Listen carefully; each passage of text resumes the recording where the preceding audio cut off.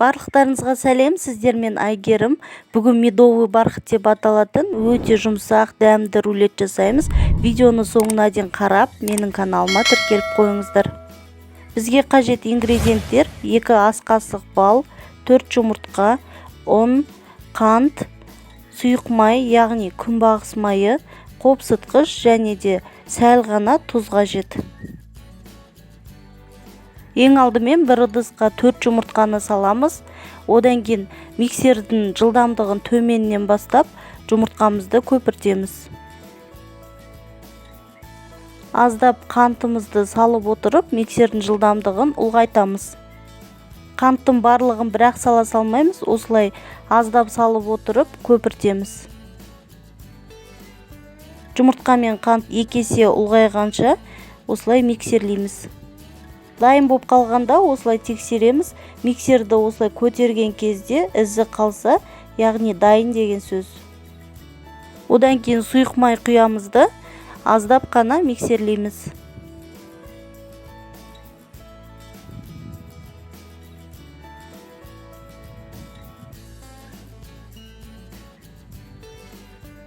Енді сәл ғана шым-шым тұз қосамыз да араластырамыз. Ендігі кезекте толтырмай 2 ас қасық бал қосамыз.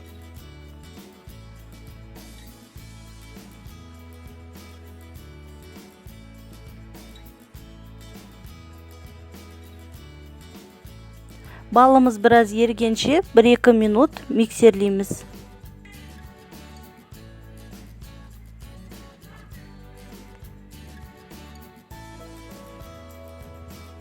Енді ұнды ситадан өткізіп қосамыз. Немесе ситадан алдын ала өткізіп дайындап алуға да болады.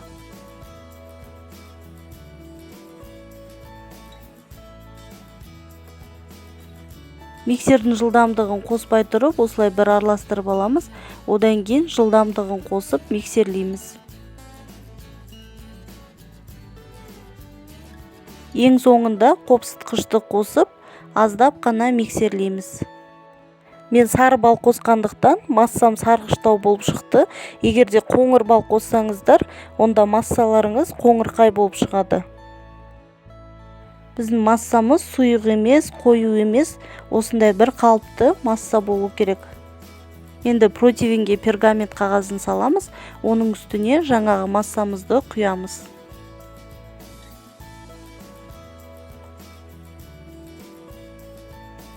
Енді қағаздың көлемімен бірдей қылып, барлық жерге жайып шығамыз. Енді духовкада 180 градуста мөлшермен 15-20 минут пісіріп аламыз. Рулетіміз піскенше бір ыдысқа кремін дайындап аламыз. Сливки мен қант ұнтағын миксерлеп көпіртеміз.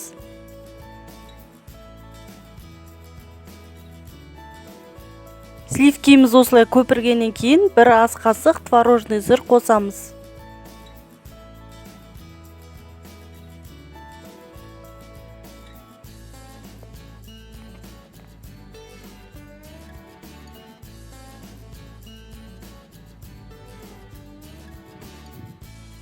Міне креміміз де дайын болды. Тура осындай болып шығады. Енді рулетімізді духовкадан аламыз. Ыстықтай осылай шет-шетін барлығын ажыратып аламыз. Одан кейін үстіне пергамент қағазын қоямыз да аударамыз.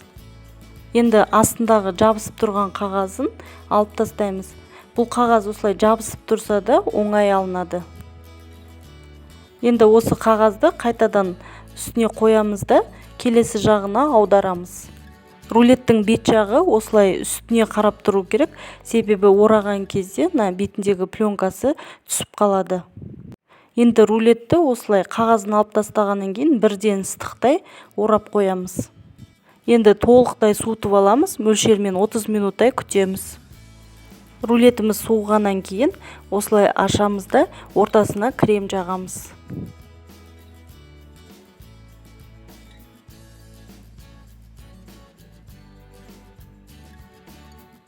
Осылай кремді қалыңдау қылып, барлық жеріне жағып аламыз.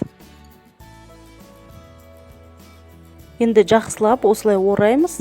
Одан кейін шет жағын қолымызбен сәл осылай басып жібереміз.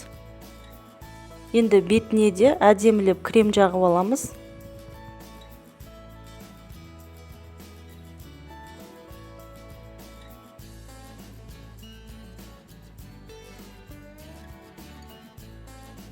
Осылай кремімізді барлық жеріне жағып аламыз.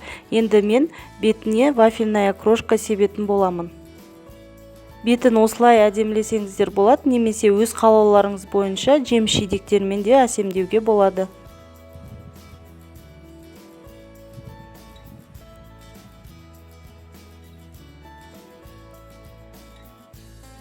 Міне менің медовый бархат деп аталатын рулетім дайын. Өте нәзік, сондай жұмсақ болып шығады.